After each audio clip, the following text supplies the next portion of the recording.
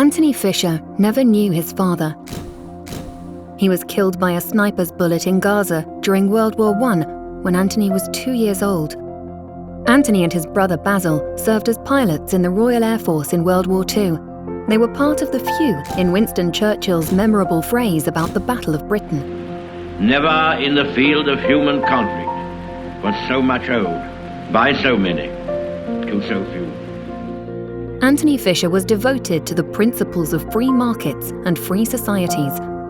Yet after the war was won, Fisher felt his nation was creeping towards the policies he and his brother helped fight against. His devotion to freedom became even stronger upon reading The Road to Serfdom and meeting its author, F.A. Hayek.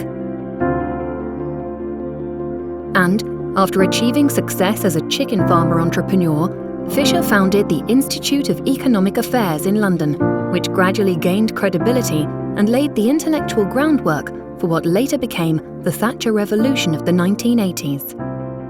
When the failures of socialism were pretty apparent during the winter of discontent in 1979, Thatcher was campaigning on radical free market reforms, and that's what she was able to implement as Prime Minister. And it became very apparent how influential the IEA had been in creating the climate of opinion where someone like Margaret Thatcher could succeed.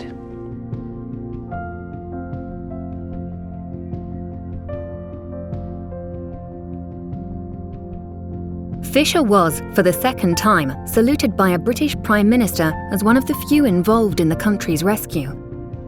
Recognising his contribution to prosperity in Britain, Fisher was knighted by Queen Elizabeth shortly before his death in 1988. Sir Antony Fisher truly was one of the few, but his legacy goes on for the benefit of the many. In 1981, Fisher founded what was then called the Atlas Economic Research Foundation to institutionalize this process of helping start up new think tanks. His commitment, he had such a strong commitment to his ideas and passion. Again, despite he was an Englishman, when he spoke about freedom and about think tanks as being the lever that could move the world up, with books and with research and with solid arguments and staying away from politics, from partisan politics. He really was convinced that that was going to change the world. Today, Atlas Network connects more than 470 independent think tanks in more than 90 countries. While the think tank movement has grown significantly over the years, the spirit of Atlas Network's work remains the same as that which motivated Antony Fisher. To win the long-term policy battles that will shape history, we need intellectual entrepreneurs to create credible institutes, well-managed and independent of vested interests, and that use sound business practices to advance sound public policy ideas.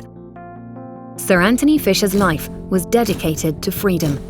He knew that the battle of ideas for freedom was a noble one, but that it would require eternal vigilance. That is why Atlas Network carries on Fisher's tradition through its support of partners around the world.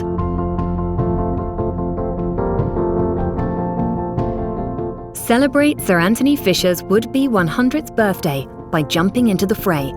Join us in this battle to change the climate of ideas towards freedom.